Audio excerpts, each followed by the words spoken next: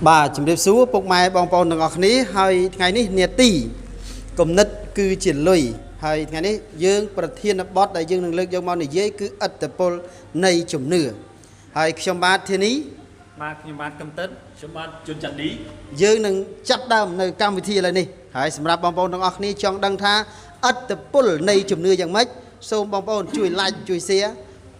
Facebook men chui like đấy men là chui share đam bay thưa ca trai từ can bong bong đó bong bong dương từ ngọc ní vì pro tại ngày ní page đại dương thuộc like rồi đó nè đại can page cái con này dân dân thưa cả like từ tam tu sập dân được play tịnh dân đã bay cầm ao chùm này pe về lia dú bong bong ngọc ní nâng thưa cả đập ta ất để pull này chùm nửa nơi pe đại dương vô chùm nửa mà đặt nơi khăn khăn khuôn dương táo vì miên ất tập pull giang na thưa ao dương giang mạch chẳng bong bong đằng ngọc ní rồi người ta chuộc chùm môi lục cru xuyên cầm tịch bạn ok chia tầm bốn xong nó ăn gai chấm điệp tôi ta đo bông mai bông bông đỏ khné ok có ở con đo lục cru thiên ni bạn đại bạn đo cả ở lục nhom bát với cả bọ sai pi thiên bọt ngày ní tẹt tôn năng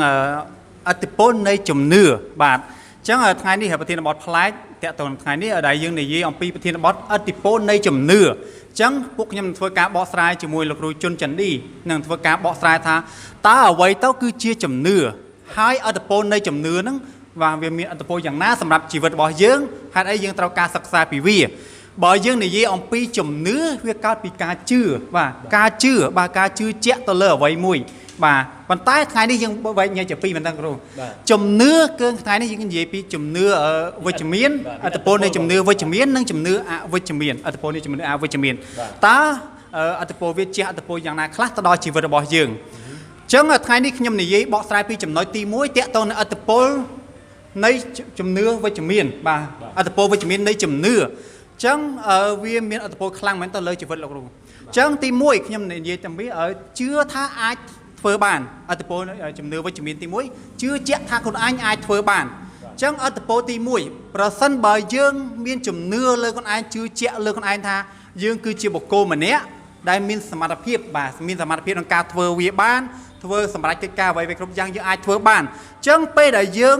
បង្កើតជំនឿទៅលើខ្លួនឯងនោះវាបង្កើតជា power គេហៅជាកម្លាំងជំរុញឲ្យយើងមាន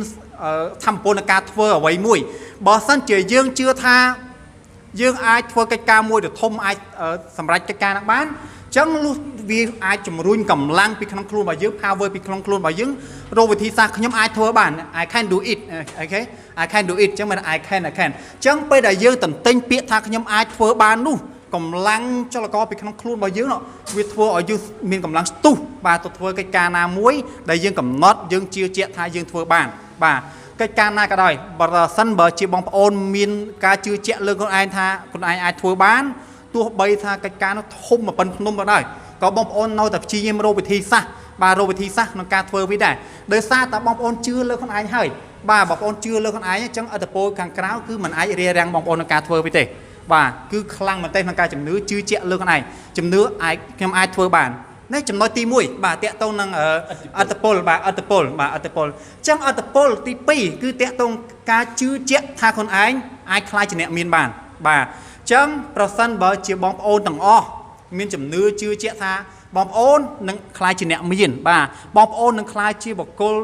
ដែលមានទ្រព្យសម្បត្តិហូរហៀបាទកតាសម្បត្តិដ៏មហាសាលដែលបងប្អូនប្រាថ្នាចង់បានពេលដែលបងប្អូនមានជំនឿលើខ្លួនឯងថាខ្លួនឯងខ្លាចជាអ្នកមានបាទខ្ញុំជាអ្នកមានខ្ញុំជាអ្នកមានយើងទៅទិញពាក្យថាខ្ញុំជាអ្នកមាន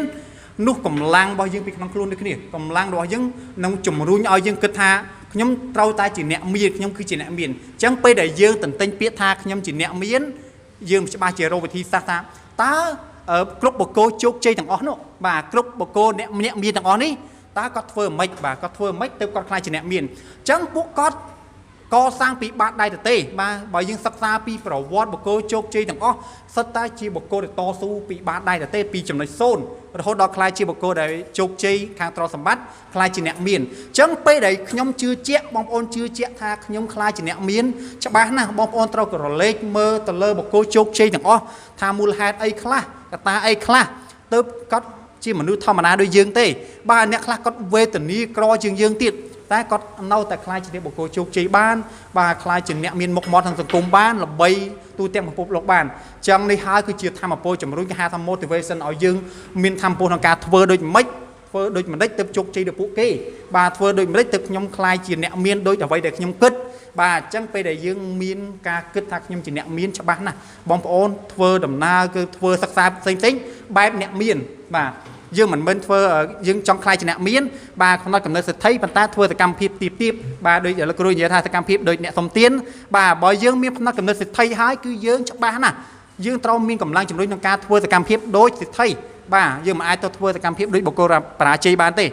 បាទនេះចំណុចទី2បាទអត្តពលវិជ្ជមាននៃជំនឿទី2បាទហើយចំណុចទី3នោះគឺថាជឿថាអ្វីៗអាចទៅរួចបាទអានេះចំណុចនេះសំខាន់មែនទែនប្រសិនបើយើងជឿជាក់ថា everything is impossible មានថាអ្វីៗគ្រប់យ៉ាងគឺយើងអាចធ្វើបានវាអាចទៅរួចសម្រាប់រូបយើងមានសមត្ថភាពក្នុងការធ្វើវាអញ្ចឹងពេលដែលយើងជឿជាក់ថាយើងអាចធ្វើបានយើងច្បាស់ណាស់សម្លឹងទៅបុគ្គលជោគជ័យយើងប្រៀបធៀបម្ដងទៀតណាថាបុគ្គលជោគជ័យទាំងអស់ជាមនុស្សបាទមានកាយសម្បទាបាទមានពេលវេលា24ម៉ោងដូចគ្នាអញ្ចឹងគាត់អាចធ្វើរឿងដ៏អស្ចារ្យបានគាត់អាចធ្វើកសាងខ្លួនឯងពីចំណុច0រហូតដល់ចំណុចកំពូលបានអញ្ចឹងខ្ញុំក៏អាចធ្វើបានតែគ្មានអ្វីដែលខ្ញុំមិនអាចធ្វើបានទេបាទអញ្ចឹងពេលដែលយើងជឿជាក់លើខ្លួនឯងហើយនេះគឺជាធម៌ពលនៃវិជ្ជមានធម៌ពលវិជ្ជមានបាទអត្តពលនៃវិជ្ជមានអញ្ចឹងពេលដែលយើងជឿជាក់អញ្ចឹងមានថាយើងគិតសម្លឹងមើលរឿងអីល្អរឿងអីក៏ possible ដែររឿងអីក៏ល្អអាចធ្វើទៅបានដែរគេហៅ positive អញ្ចឹងពេលដែលយើងមានជំនឿទៅលើខ្លួនឯងលោកគ្រូអញ្ចឹងមានថាអ្វីគ្រប់យ៉ាងគ្មានអ្វីអាចរារាំងលោកគ្រូបានទេប្រសិនបើយើងជឿជាក់ថាយើងអាចទៅរួចទៅហើយនោះប្រសិនបើយើងបោះបង់អានោះទៅជាការបរាជ័យពិតប្រាកដបាទតារាប់ណាយើងមិនបោះបង់ទេយើងនៅជឿថាទៅរួចយូរមិនឆាប់យើងទៅដល់បាទយើងអាចធ្វើបានអ្វីគ្រប់យ៉ាងវាត្រូវការពេលវេលាបាទនេះចំណុចទី3បាទចំណុចទី3តាក់ទងនឹងអត្តពលទី3អត្តពលនៃជំនឿលោកគ្រូបាទហើយអត្តពលទី4នោះអត្តពលទី4អត្តពលទី4ជឿថាខ្លួនឯងអាចជោគជ័យ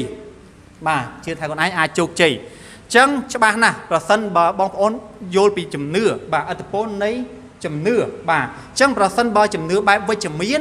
បើបងប្អូនជឿថាបងប្អូនជោគជ័យបាទបើបងប្អូនជឿថាបងប្អូនជោគជ័យច្បាស់ណាស់បងប្អូនមិនគិតពីរឿងបរាជ័យទេបងប្អូនឆ្ពោះដំណើរធ្វើម៉េចថាធ្វើម៉េចទើបខ្ញុំខ្លាចជាបុគ្គលជោគជ័យដោយសារខ្ញុំជឿជាក់ថាខ្ញុំជាបុគ្គលជោគជ័យខ្ញុំនឹងខ្លាចជាបុគ្គលដែលជោគជ័យដូចគេទៅឯងអញ្ចឹងពេលដែលយើងមានជំនឿលើខ្លួនឯងថាយើងជោគជ័យយើងនឹងស្វះស្វែងមានកម្លាំងក្នុងការពុះពៀគ្រប់វិធីសាស្ត្របាទគ្រប់យុទ្ធសាស្ត្រដើម្បីឆ្ពោះទៅរកភាពជោគជ័យទៅក្តីប្រាថ្នាដែលយើងបានកំណត់ទុកបាទនេះគឺជាចំណុចសំខាន់មែនតើតាក់ទងនឹងជឿថាខ្លួនឯងនឹងក្លាយជាបុគ្គលជោគជ័យបាទអញ្ចឹងមានថាពេលដែលយើងចង់ជំរុញខ្លួនឯងឲ្យក្លាយជាបុគ្គលជោគជ័យយើងចេះ motivation ខ្លួនឯងអានេះការជឿជាក់លើខ្លួនឯងនេះគឺគេហៅថា self motivation បាទការលើកទឹកចិត្តដល់ខ្លួនឯងនេះជាការលើកទឹកចិត្តដល់សុទ្ធសាធលោកគ្រូបើយើងលោកគ្រូជឿថាលោកគ្រូជោគជ័យបាទលោកគ្រូជោគជ័យខ្ញុំជាបុគ្គលជោគជ័យបើយើងជឿអានេះជាកម្លាំងវិជ្ជមានជំរុញពីខាងក្នុងឲ្យយើងឆ្ពោះទៅកាន់អ្វីដែលយើងកំណត់ទុកបាទគឺជាចំណុចសំខាន់មែនទែនគឺចំណុចទី4តាក់ទងថាខ្ញុំជឿថាខ្ញុំនឹងអាចធ្វើបានខ្ញុំជឿថាខ្ញុំខ្លាចជាបុគ្គលជោគជ័យបាទនេះចំណុចទី4ហើយចំណុចទី5មួយទៀតអត្តពលវិជ្ជមាននៃជំនឿមួយទៀតបងប្អូនទាំងអស់គ្នាតាក់ទងថាខ្ញុំបាទខ្ញុំគឺជាបុគ្គលដ៏អស្ចារ្យបំផុតខ្ញុំគឺជាបុគ្គលដែលអស្ចារ្យបំផុតអញ្ចឹងបើសិនជាបងប្អូនចង់ខ្លាចជាបុគ្គលអស្ចារ្យកត្តាទី1មិនមែនបងប្អូនទៅសម្លឹងមើលអ្នកតីទេលោកគ្រូបងប្អូនចង់កសាងខ្លួនឯងខ្លាចជាបុគ្គលអស្ចារ្យម្នាក់បងប្អូនត្រូវជំរុញពីខ្លួនឯងសិនអ្វីៗគ្រប់យ៉ាងបងប្អូនត្រូវចាំថាអ្វីៗគ្រប់យ៉ាងបុគ្គលជោគជ័យឬក៏ភាពជោគជ័យទាំងអស់គឺផ្ដើមចេញពីខ្លួនអ្នកសិនបាទផ្ដើមចេញពីខ្លួនយើងសិនប្រសិនបើយើងជឿថាខ្លួនយើងអស្ចារ្យច្បាស់ណាស់យើងរកវិធីសាស្ត្រធ្វើសកម្មភាពធ្វើរឿងបែបបុគ្គលអស្ចារ្យយើងមិនអាចជឿថាខ្លួនឯងអស្ចារ្យទៅធ្វើរឿងឡាំប៉ែអត់ដឹងខ្យល់ទេយើងគិតថាខ្លួនឯងអស្ចារ្យចឹងអ្វីៗគ្រប់យ៉ាងគឺវាជំរុញឲ្យយើងធ្វើសកម្មភាពថាបើយើងជាអ្នកមានយើងធ្វើរៀបព្រឹកពាក្យសម្ដី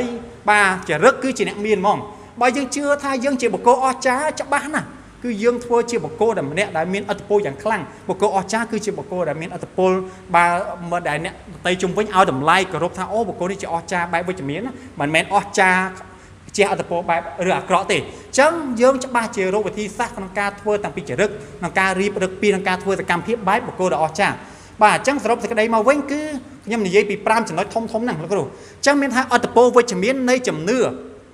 អ្វីអ្វីគ្រប់យ៉ាងទាំងអស់បងប្អូនត្រូវចាំថា you are what you think បាទអ្នកគឺជាអ្វីដែលអ្នកគិតប្រសិនបើអ្នកគិតវិជ្ជមានគិតថាអ្នកអាចធ្វើបានអ្នកអាចខ្លាចជាបុគ្គលជោគជ័យអ្នកអាចខ្លាចជាអ្នកមានបានអ្នកអាចខ្លាចជាបុគ្គលដ៏អស្ចារ្យបំផុតបានអ្នកអាចកសាងកេរ្តិ៍ឈ្មោះល្បីល្បាញហើយអាចចែករំលែកទៅដល់អ្នកដទៃបានពេលដែលបងប្អូនមានជំនឿនេះហើយគឺជាកម្លាំងជំរុញដ៏សំខាន់កម្លាំងជំរុញឆ្ពោះទៅរោគដំណើរទៅការរីកចម្រើនលូតលាស់វិជ្ជមានយើងពាក្យថាវិជ្ជមានសម្លឹងមើលអ្វីៗគឺរឿងល្អអ្វីៗគឺ possible ទាំងអស់បាទឥទ្ធិពលវិជ្ជមាននៃជំនឿអញ្ចឹងជាដំបូងក៏បងប្អូនត្រូវស្វែងយល់ពីជំនឿសិនថាជំនឿកើតពីការជឿជាក់អញ្ចឹងអ្វីដែលខ្ញុំបកស្រាយទាំង5ចំណុចនេះកើតចេញពីការជឿជាក់សម្លឹងក្នុងផ្លូវល្អសម្លឹងទៅផ្លូវឆ្ពោះទៅរកការរីកចម្រើនបាទអញ្ចឹងខ្ញុំបញ្ចប់តែប៉ុណ្្នឹងតាក់ទង5ចំណុចបងប្អូនអញ្ចឹងបើសិនជាបងប្អូនចង់ខ្លាចជាបុគ្គលជោគជ័យបងប្អូនលុះត្រាតែបងប្អូនមានជំនឿជឿជាក់ដោយខ្ញុំបកស្រាយទាំង5ចំណុចហ្នឹងសិនហើយការបន្តខ្ញុំនឹងធ្វើការតឱកាសឲ្យលោកគ្រូជុនចន្ទឌីគាត់នឹងធ្វើការបកស្រាយថាតើអ្វីទៅគឺជាអត្តពលអវិជ្ជមាននៃជំនឿបាទបាទជំរាបសួរសារជាថ្មីពុកម៉ែបងប្អូនទាំងអស់គ្នាឥឡូវយើងបានជួបជាមួយលោកគ្រូកឹមតិតគាត់បានធ្វើការបកស្រាយថានៅពេលដែលយើងដាក់ជំនឿចូលទៅក្នុងខ្លួនវាមានអត្តពលយ៉ាងម៉េចចុះបើយើងអត់ជឿវិញតើវាទៅជាយ៉ាងណាបើយើងអត់ជឿវិញយើងដាក់អត្តពលនៃអត់ដាក់ជំនឿបែបអវិជ្ជមានវិញវារុញឲ្យយើងទៅណាអញ្ចឹងចង់ដឹងថាទៅណាបងប្អូនទាំងអស់គ្នាជួបជាមួយលោកគ្រូជុនចន្ទឌីទាំងអស់គ្នា